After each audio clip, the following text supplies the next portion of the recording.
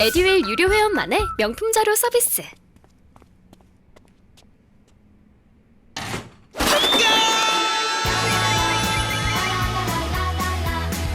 고퀄리티 명품 자료의 혜택. 오직 에듀윌 유료 회원에게만.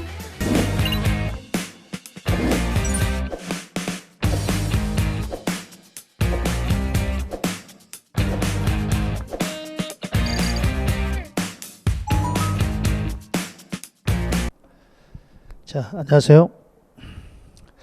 자, 우리 이제 두 번째 시간인데요.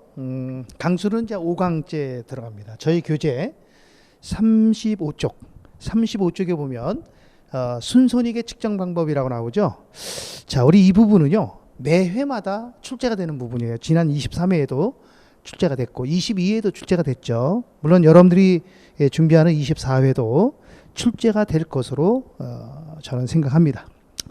상당히 중요한 거니까 그게 별 표시해 놓고 다시 한번 여러분들이 꼭 이 공부를 하셔야 되겠습니다. 자, 우선 순손익이라고 하는 것은 단기 순이익과 단기 순손실을 합쳐서 순손익 이렇게 얘기합니다. 그래서 우선 제일 먼저 단기 순손익의 계산.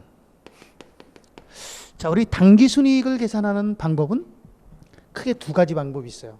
하나는 손익계산서 접근법이라 해서 손익계산서를 통해서 손익을 통해서 순이익을 계산하는 거죠. 이걸 우리는 손익법이라 합니다. 손익법. 자, 손익법은 일정 기간 동안에 번 돈, 총수익이죠. 일정 기간 동안에 벌어들인 돈, 그리고 그 기간 동안 돈을 벌기 위해서 돈도 쓰겠죠. 그래서 쓴 돈, 비용이죠. 수익에서 비용을 뺀 금액을 우리는 단기순이익 그러죠. 그래서 총수익에서 빼기 총비용. 그럼 여기서 뭐가 나와요? 여기서 단기 순이익이 계산이 되는 거죠. 수익이 100원이고 비용이 80원이라면 20원이 단기 순이익이 되겠죠. 그때 거꾸로 이럴 수도 있어요.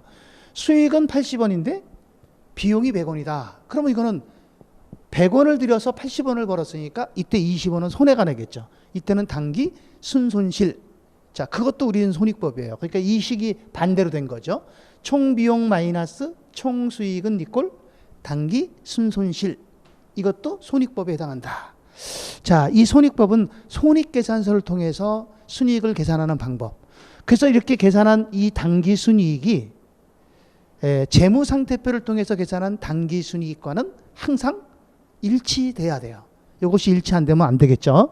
그래서 두 번째, 단기 순이익을 계산하는 방법은 재산법이 있어요. 재산법. 이 재산법은 재무상태표를 통해서 계산하는 거예요. 재무상태는 자산, 부채, 자본을 통틀어서 재무상태라고 하죠. 이때 자산에서 부채를 차감한 금액을 자본, 이게 자본이 우리 돈이잖아요. 자기 자본. 순자산은 그러죠. 그래서 순자산을 가지고 순이익을 계산하는 방법이에요. 그러니까 다시 말하면 무슨 말이냐면 기초에 내가 내 돈, 자기 자본이 100원을 갖고 장사를 했어요. 그런데 기말에 되니까 이게 120원이 됐다는 거죠. 그럼 20원만큼 어떻게 됐을까? 내 자기 자본이 늘어났죠? 그거만큼 벌은 거란 얘기죠. 이렇게 계산하는 방법이 재산법입니다. 그래서 재산법은요, 기말 자본에서 마이너스 기초 자본을 빼요. 이 자본은 자기 자본 얘기하는 거예요. 기말 자본에서 기초 자본을 빼면 단기 순이익이 계산이 됩니다. 이때 우리는 이 단기 순이익은 항상 뭐 돼야 된다? 일치가 돼야 돼. 이 금액이 100원이면 이것도 100원이 나와야 된다는 거죠. 무슨 말씀이 이해가시죠? 예. 요게 이제 그래서 단기 순이익을 계산하는 방법은 두 가지가 있는 거예요. 손익법과 재산법. 어느 방법을 선택하더라도 순이익은 항상 일치한다라고 하는 거. 자, 근데 문제는 뭐냐면 얘가 문제입니다. 이 재산법이 사실은 문제예요. 왜 재산법이 문제냐면 이 재산법은 식이 두 개예요. 하나가 뭐냐면 보세요. 예를 들어서 이런 얘기입니다. 기초에 내가 100원을 갖고 장사를 했다. 내 돈이 100원이다. 근데 기말이 되니까 이게 기초인데 기말이 되니까 지금 내 돈이 얼마냐 그랬더니 내 돈이 120원이다 이 얘기예요. 그러면 여기 차이가 얼마 나왔습니까? 차이가 20원 나왔잖아요. 그럼 우리는 20원을 벌은 거 아닙니까? 이게 단기순이익이거든요. 그런데 그런데 문제는 뭐가 문제냐면 당기순이익이라고 하는 것은 영업활동 결과로 생긴 이익을 말하는 거거든요. 영업활동으로 인한 이익. 그런데 이 자본에는 자본 거래를 통해서 자본이 증가된 경우가 있어요. 무슨 말이냐면 기초에 100원을 갖고 장사를 하다가 막 장사를 하는 도중에 돈이 갑자기 급해. 그래서 주주로부터 어떻게 했어요? 5원을 추가로 출자를 받았어요. 주식을 발행해서 증자를 했다는 거죠. 무슨 말씀이 이해가죠? 예. 그리고 장사를 했더니 120원 됐다는 거예요. 그러면 이 20원 안에는 손익거래를 통해서 영업활동을 통해서 버는 돈이 15원이고 자본활동을 통해서 자본활동이라는 것은 자본거래를 얘기하는 거죠. 5원이란 얘기예요. 그러면 이때 요 20원을 다 당기순이익이라고 하면 안 된다는 거죠. 당기순이익은 영업활동의 결과로만 당기순이익이고 자본활동, 주주와의 거래에서 자본이 증가된 것은 순이익으로 보지 않죠. 이건 영업거래가 아니잖아요. 그죠? 이런 거를 우리는 자본거래라고 그런단 말이죠. 이건 당기순이익이 아니라는 거예요.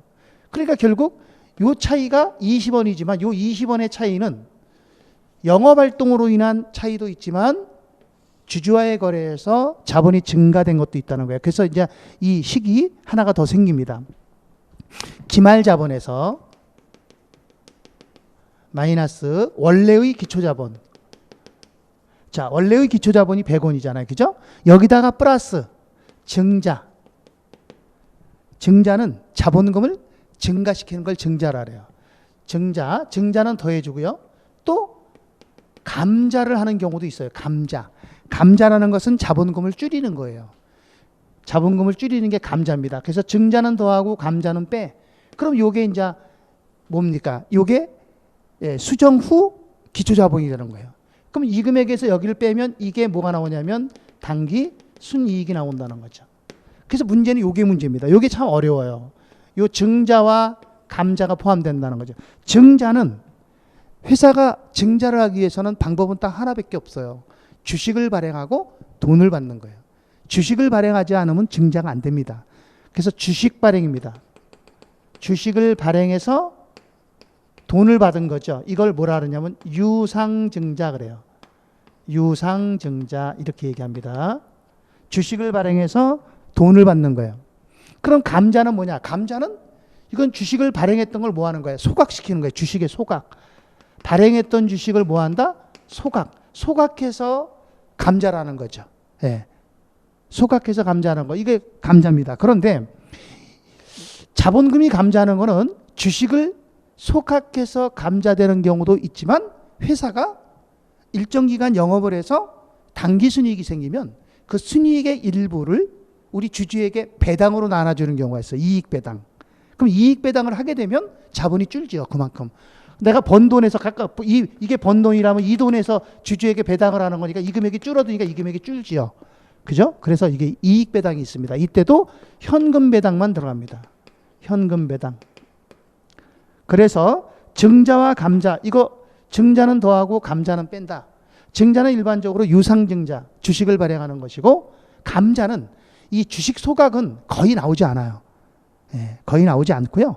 그냥 감자 그러면 현금 배당을 하게 되면 감자가 됩니다. 근데 여기서 이제 조심할 건 뭘 조심해야 되냐면 조심해야 될 게 있어요. 무상증자나 무상감자.